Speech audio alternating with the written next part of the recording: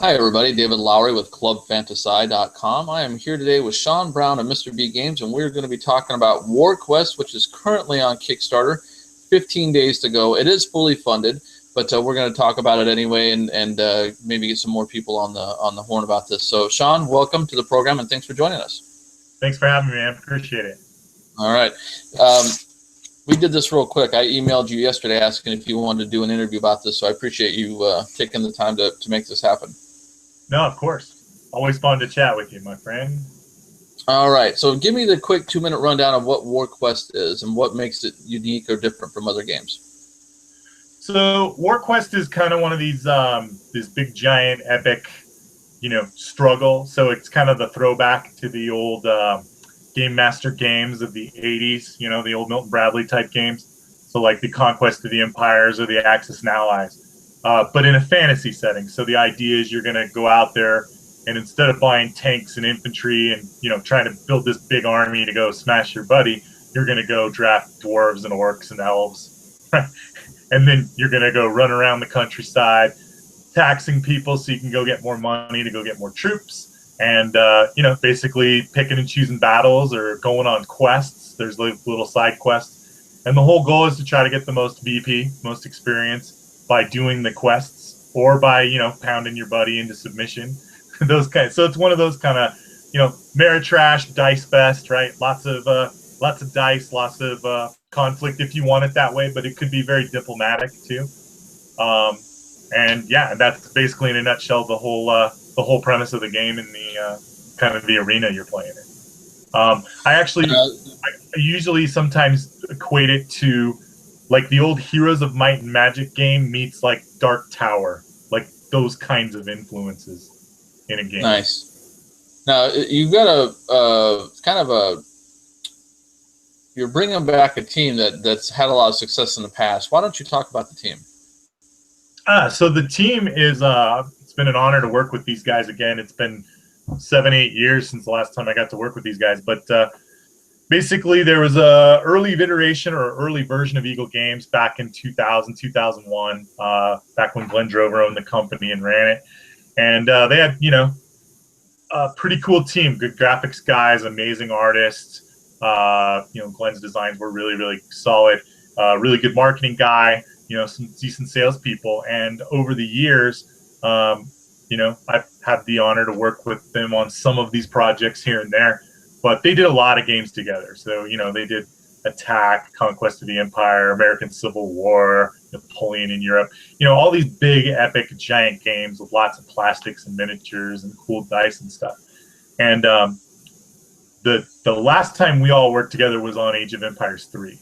And that was one of the last projects we all worked on together. So at that point, everybody kind of went on their own way and kind of went off to doing and jobs. Myself and the marketing director, Keith, who's actually the owner of L4 Studios, we went to work for the newer iteration of Eagle Games that kind of settled once that ownership changed. And we worked there for a good 6-7 years each. And, we both kind of moved on to other things, and I resumed publishing under Mr. B. Keith went off to work for Queen Games for a few years, and then the stars aligned, and Keith started this new company, and these guys had this game they've been working on for years, and it just kind of worked that we were all able to pool our resources together and kind of put Warquest. It was just one of those things, right? It just kind of happened. We were all, back on our own again, and it was like together and do something now that we're all on our own, and it made sense. Well, it's good that at least for me as a gamer, it's nice to see an experienced team behind this. Kind of gives hope of a more complete product and maybe something that isn't rushed to the table. So I'm excited about that aspect of it alone. Now, there's 15 days to go on this campaign. It was a $75,000 goal, and you guys are at almost $103,000 now. So it is fully funded. So anybody who does get into this, there's no chance of them, not getting the product. Talk a little bit about the pledge levels so that they know what they're getting into. Yeah, so the pledge levels on this one are a little different. Folks that may have backed some of my games in the past have seen, definitely lower price points. This game, we went pretty aggressive with the pricing and what we offered. So out the gate, we made available, 5-6 different expansions. So the idea is Warquest isn't just like, here's the game. The idea of Warquest is, here's the universe. Here's all the different races we're going to introduce. Here's all, right, trolls, minotaurs, high elves, all these different races and classes and things. And that's where the game is. That's what it's evolved. We didn't strip it back and then just say, oh, here's the game, and then just, trinket it out over years and years and years. We wanted to throw it all out there. So the idea of doing that is the core game itself is the initial buy-in, right? That's the $120 level. Maybe it's $125 now. That game comes with, 120, 130 miniatures, a bunch of coins, cards, all kinds of cool stuff, a giant map, big, huge box. So pretty good value for a miniatures game. Where the value play comes in is for the guy that wants to buy into the whole universe. You want all the races. You want the Wraith King, so you can have the skeleton armies and the kind of the trader mechanic, I guess. You want all the spells and the wizards and all the extra stuff that we've kind of designed. And if you were to buy 6 expansions at the store for $30-40 a whack, you're going to drop a lot of money over a period of time. And the idea of this campaign is, we said, well, we want to make them all right now. We may not release them at retail for 2 or 3 years, but as an early adopter, you can get all the guys now and jump into the universe right now. So the value play for us really was to get everybody excited and interested in the universe, because one way or the other, we were going to make this universe. And so right. We're happy to kind of throw everything out there and offer it. I mean, Glenn is a prolific guy. He's super busy all the time. He's always dreaming up these new races and powers and ideas. And, we could have very easily said, well, let's start out with just 5 races. But he put so much work into all the races. Just put them all out there. And there could have been a case maybe we did a Kickstarter campaign every 6 months and release 2 or 3 of these things. But we just wanted to put them all out at once. It was important to us to get it all out there right away. As a miniatures game, what might separate this and make it a little more unique than some of the others that have come out recently? This isn't like your standard, throw out a felt and bring out your tape measure type miniatures game. It's more rooted in a board game, so it's going to use familiar models or tactics, familiar dice rolling, the VP system. If you've played Glenn's games in the past, you're going to notice some similarities. So this is kind of like the refinement of years and years of his work to make sure you've got a fun little robust system.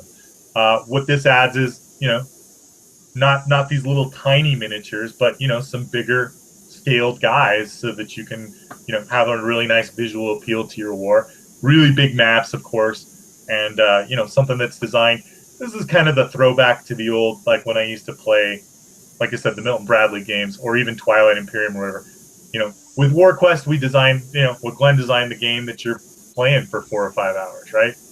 That you want to dust off and play over a weekend with your buddies, right? So, and that's part of why we wanted to offer the whole experience, right? We didn't want to just get you into a 2-hour version of the game and then, add 7 expansions over all the years to make it 5. We just wanted to give you that experience right away.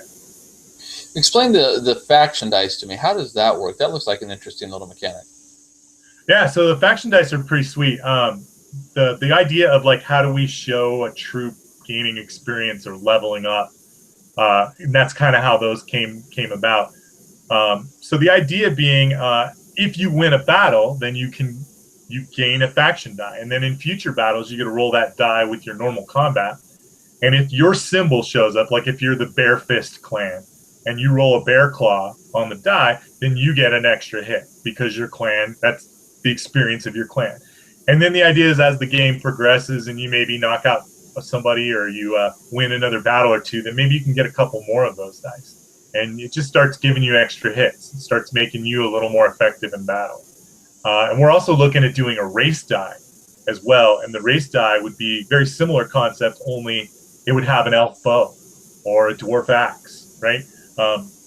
Different symbols of the core races, a satyr horn. And the idea being, once you've won a battle, then you can opt to get that die instead. And if you roll a satyr horn and you have satyrs in your infantry, you get an extra hit. Now, when you said earlier you're looking at this as a universe, I mean, I'm seeing in here that you've got a novella, so you've got somebody writing the history of this world. You've got, I guess it's Marathia. Is that how it's pronounced? Yep, yep. You've got this, what looks like to be an actual, well thought out universe for people to play in. What was the thought behind having that much theme to the game? That's really a testament to Glenn. I mean, he wanted this universe to play in, and he designed it and crafted it, made it. And we were lucky enough that we were friends with Don Beyer, who's a pretty good writer. And, Don was very excited at the opportunity to write in the universe. And he got a lot of the back history and story from Glenn. Glenn kind of explained to him how he wanted his universe, like what the thought process was. And Don's just nailed the writing. I mean, and it's great. I read every time Don posts stuff, I read it first and then I post the links to it. And, it's exciting stuff. It feels robust. It feels like, oh, now I understand why these orcs are the way they are in the game. The concept of Marathia is that there are no humans in it anymore because the land has just been ravaged by all the war and everything that's been happening for, decades. So right. I love that. I love the idea because people always say, well, that map's weird. Why do you have to go to the outskirts to go recruit the races? And there's no action in the middle. Well, it's because that's all just barren wasteland, right? Like they're still ruins. They're still remnants of civilization, but everybody bailed on this universe a long time ago, right? They cut out of there.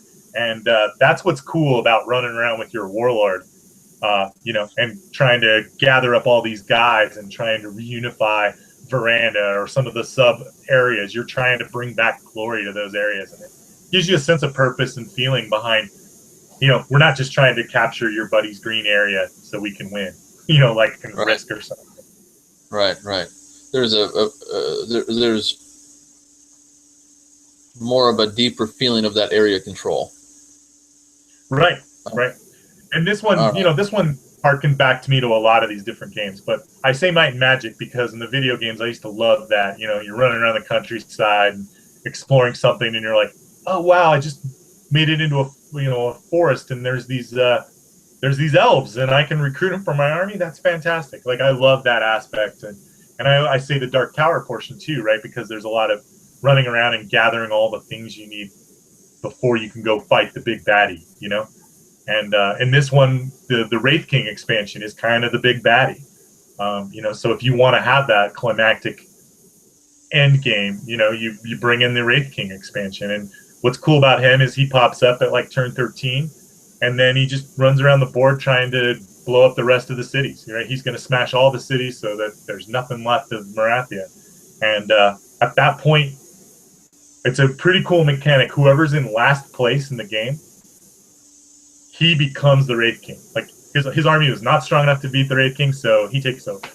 And then your whole job now is not to save Marathia, it's to crush all the cities. And then the remaining 3 or 4 guys at the table's job to make sure you don't do that. So it becomes reluctant co-op, right? Because I want to ultimately be the guy that takes down the Wraith King, but I don't want him to take out all the cities because then we lose.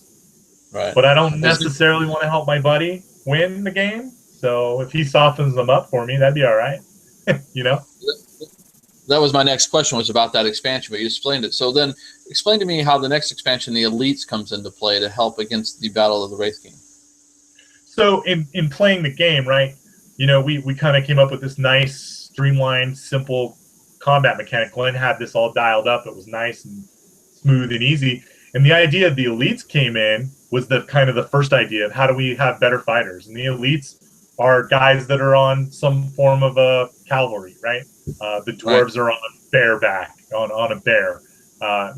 The goblins are on like some weird looking creature, right? And the idea is like then we can introduce a higher end concept like maybe flanking or rallying to, oh, your guy wants to retreat. Well, maybe I can press the battle and chase you. So the Elites just add another layer to your combat. Instead of just line them up on the battle line, throw your dice, remove my hits, I remove yours, starts to bring in another element of strategy. And, at some level you go, do you want to introduce all that into the core game? And it's better to put it in, and give you incrementals. But a lot of the people that play this just look at it and go, wow, I just want to throw all of it in the game and play it that way. And then, and that's that's the appeal of this universe. Interesting. Now, there's another expansion after that called the High Elves. So you've got, I think, what did you say, six different expansions, basically. Yep. So there's a lot to this game that people are definitely going to get if they buy into it, even at the most basic level. So people ought to be looking at that for sure. Now, wow, the artwork is fabulous. So tell me, who's the artist on this game, and what was the thought behind bringing him in? Is he had some success with other games? Yeah, that's true. So we have two artists on the campaign. Paul Niemeyer, who used to do almost the majority of the artwork over at Eagle Games in the early iterations, handled the map, a lot of the illustrations for the cards, things like that. And then Ralph Horsley did the cover, and he did Shadows of Brimstone, and he also did Lords of Waterdeep. Nice, and yeah, it's a beautiful looking game. Oh yeah, I mean we were very, very happy with all the work, from the get-go. We knew there was so much work that needed to be done. We knew we were going to have a couple of different artists, and the guys at L4, Keith actually was the one that was a very, very big proponent of, really loved Ralph's work, and I'm glad we found him. I'm glad we got him. I mean, this stuff is fantastic. It really helps paint the universe, and then Paul also helps illustrate the universe. And between those two and Don's writing, I feel like every time I look at it, it tells, I wouldn't want to say Tolkien-esque, but it gives me the feeling and the flavor of like I can picture this entire world. And to me, that's important. That's what I'm taking away from this is that because again, I just found this yesterday and I haven't had that much time to look at all this, but when I'm looking at this game, if I'm going to go on back it feels like I'm not just buying a board game, but it really truly feels like I'm buying a universe. That there's more to it than just sitting down and playing a board game, but it's a really deep thematic experience that can be taken so much farther after the initial release on so many different levels, whether it be. Go ahead. Oh, sorry. I was just going to say to your point there. I mean, even the like the elves, right? A lot of people looked at the high elves and said, well, do I really need high elves? And it's you don't, right? You absolutely don't need them. It's just, but if you had them, then you have tons of other races to draft from when you're building your army. And that's what's cool about it is it's got all these combos, right? You could go get regular elves, but high elf archers are a little bit better than regular elf archers. And they cost a little, but maybe that's worth it. And they all just kind of have a synergy to where one expansion would work with your game just as well as 2 or 3 of them or all 6 of them. They're all just enhancements. There's not, I feel like the Elites and the Wraith King are probably the first 2 you really want to get into. They really give you the most depth, I feel, in the game. And then the other 4, I feel, are just more choices, more races to draft. But you know how that is in any game. It's more variety, right? If you already have 5 races, so there's lots of variety already. Right. It just increases your replayability of the game in general. What is the play time? What are the general specifics about this game? How many people are going to play, length to play, all that kind of stuff? So they say typically you're going to see 45 to an hour per player. So like you get into a 5-player game, you're gonna spend an afternoon. Right. But there's also, Glenn's worked on some pretty cool systems to allow you to, maybe start on turn 4, right? Skip the first 3 or 4 turns and just say, okay, on average, when a guy plays the first 3 or 4 turns, they're going to earn a little bit of money, right? They're going to start off with a little bit of a bigger army, and boom, we're just going to start you in the action. And I appreciate that, right? So if you want the experience, but you don't want to maybe go through those early levels of building that army, you can just dive in. And, and then there's also, you don't have to play it at 12 turns or 13 turns. You can play to less if you want. You can always play to a time limit and say, hey, when we hit 4 hours, we're done, right? We're going to add up victory points. That's the beauty of a victory point style, system. As long as everybody knows ahead of time where you're going for. And to me, it's got definitely different abilities. I don't mind committing to those kinds of games. I grew up doing that, where we picked a Saturday and we picked one game and we sat in the basement and we played till midnight, and if that was the game of the evening, that was the game of the evening.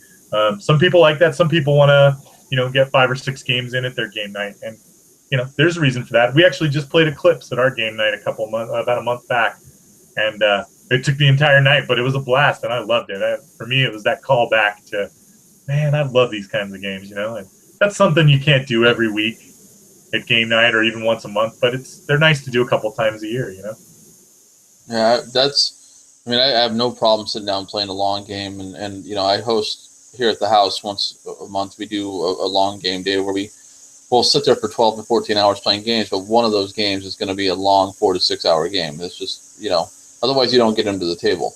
So Sure. that's something that I really try to focus on. And when I buy a game, I want to play that game as many times as I can. I'm not a big fan of buying a game and then playing it 5 or 6 times and being done with it and never playing it again. So, I think that's a little bit of our culture now, where it's hard to get games to the table just because there's so much stuff coming out. So Sure. for those people looking to, get a real thematic experience where you felt like you gamed, like you got more out of it than just spending time with friends, this looks like an amazing option for that. I'm big about experience. A board game to me should be a complete experience. So thematicism to me personally is very, very important. And I should look forward to grabbing that thing the next time and getting it on the table and completing either where I left off, or creating a whole new campaign, or having something that makes me feel like, I'm doing something that just leaves me wanting more. Sure. That makes sense. So this definitely looks like it would fit that bill. Let's talk a little bit, just real quick, on miniature games in general. What is your take on miniatures games, and how do they add to that experience? I think it's the visual, right? I mean, I was a giant fan of the Star Wars miniatures game that WotC did, I guess a decade ago. Right? I always think like a couple years back, but it's been a few years. And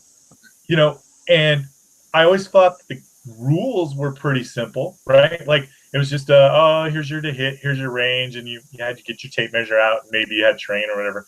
And those were fun, but for me, the miniature captured that moment for me. I could remember the Star Wars movies, and I could remember my guy, and I'm not a good painter, so for me, the pre-painted figures were great. But I got to tell you, as of recently, with Fantasy Flight doing like X-Wing or even Imperial Assault, like to me, those games capture me more because there's a purpose. There's actually an adventure. There's something going on. There's a map. There's more stuff than just a point and shoot. So to me, miniatures, if they're done right in a game and they have a nice, rich backstory and there's more for me to do, for me, it's more of a visual thing. It just brings me more, ties me into the universe and the element. For me, anyway. I have to agree with that. I think you and I were talking before about, when I first started gaming, I was 12 years old or whatever, and we didn't have board games like we do now. It was Dungeons and Dragons, and we would run out to the stores and buy the miniatures because it added to that thematic. It's just paper.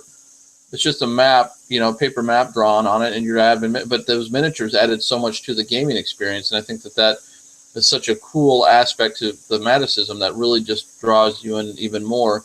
And to be honest, there's nothing like looking over a big table with armies sitting on there. It just isn't, Well, I had the same experience. I grew up on Redbox D&D. My brother got it in 1980. We role played through the mid 80s. By 88, 89. I was playing all the Game Master series games, probably a year earlier, 87, 88, Axis and Allies, right? Fortress America, Conquest. And for me, I was able to put the pen and paper away, right? Like for me, I'm a visual guy. And I think there's different people. Some people are cerebral and they can totally get into role playing. And for me, I like the visual. And it's funny because when AD&D or Pathfinder switched up and they started going to miniatures type systems in their games, I kind of started playing role playing a little bit again, right? When Descent came back, I was like, oh, wow, this is cool, right? It captured what I loved about playing D&D back in the day, but it gave me the visual representation. We got to do that with Defenders of the Realm. I got to work with Richard Launius, and brilliant designer, and he painted a brilliant world for us to play that game in. And for me, it was all about the miniatures and the cool Larry Elmore art, and it was that throwback to the 80s D&D, but it was visual, and that's why I'm so rooted in board games and why I love having the miniatures and the plastic, if the theme can match the story and the game mechanic. Yeah, absolutely. I'm excited about this. I'm a big fan of miniatures, so this definitely fits my bill without a doubt. Let's talk about some of the new releases that Mr. B Games has coming out now, or coming up, I should say. Yeah, so we're getting geared up for convention season, right? So we're going to Comic-Con literally next weekend, to Denver Comic-Con.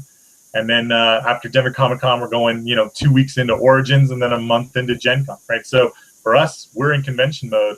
And we just released Realm of Heroes, which is kind of like a lightweight strategy game. It reminds me of I always say it reminds me of Feudal, the old 3M game, where it has that element of chess where you have to plot out your moves and the strategy, but all of your pieces have really cool maneuver abilities or special powers. And it's a simplistically light, quick, fast, easy game to get into that has lots of depth and layers. And once you get really good at it, the game actually takes longer and longer to play because you start actually one-upping each other and thinking about these new things. And it's a really cool area control kind of game, I guess, in that kind of a vein. And that one we're really excited about. That just released here for us about a month ago into retail. So that's one of our featured games for the convention season. And then the other is a worker placement, which is one of my favorite genres. It's in steampunk type setting. It's called Clockwork Kingdom. And just a really, really fun, type of game where you have this world and the king's passed and everybody's trying to take over the throne. So you're trying to win the most influence over the city. And it's one of those games where there's lots of different ways to win, and you've only got limited resources, and you have to try to decide, do you build a building? Do you go out and fight on a battlefield? Do you try to go out into the ruins and find artifacts that'll help you win? And you can't do it all. So you have to take your best option on each given turn. Kind of has those throwbacks of like Glass Road or St. Petersburg, like those kinds of Stone Age, those kinds of games to me. And I love those. Agricola to a lesser degree. I love those ideas of all of my options in front of me are really, really good. Which one should I go for? And I can't do them all. So I'm super excited about that game too. And that also just released about a month ago. And so those are our two newest. And then we'll have Spurs. And we just put out a new expansion for Spurs, the Gambler expansion. Introduces a new character, allows you to play up to 6 players. So we'll have that. We had some wood bullets that we did a Kickstarter campaign. We'll have those with us on the summer circuit. They add just a cool 3D element to the dueling now. You can pull them out of your draw bag instead of a token, kind of a tactile feel. And then we still have a few copies, very, very few copies left of Alien Uprising, which was our first release. And that's kind of what we're geared up and ready to go into the summer for. Awesome. So obviously they can go to MrBGames.com and take a look at all these games and possibly order them. Are all these games now at their local retailers? Yeah. If your FLGS does not have them, they can always get them because we're through all the major distributors. Probably the one exception might be Alien Uprising. I think the stock's pretty low on that. There might only be 1 or 2 distributors that still have copies, but they can still get them. They can definitely still order them. We're not quite into the endangered species list on any of our games just yet. We were in a situation where you couldn't get Spurs for a little while, but we got a pretty healthy reprint of it in here about 2 months ago, and we've got it back in stock everywhere. So we should be set at least to get through the rest of the year, and then hopefully we'll have a couple of new releases come out later this year as well. All right. Well, folks, Warquest is on Kickstarter right now. 15 days to go. It's funded already. It's at $103,000 basically, but definitely take a look at this and back it if you think it's something you would like. But most importantly, share. Take the link, put it out on your social media, talk about it, and help these guys do big things with this game. Sean, I appreciate your time and doing this so last minute and talking with us about this game, and I wish you the best of luck on this campaign. David, thank you for having me on, and we really appreciate it. And thanks for letting you guys know to help us share it and help us spread the word. We really appreciate it. All right, folks. David Lowry with Club Fantasci. Make sure you share this. All the links will be on the page. So if you want to check out Warquest or follow Mr. B Games, you'll just click on the link and then follow. And again, talk about the game. Appreciate it. Thanks for your time. Game on.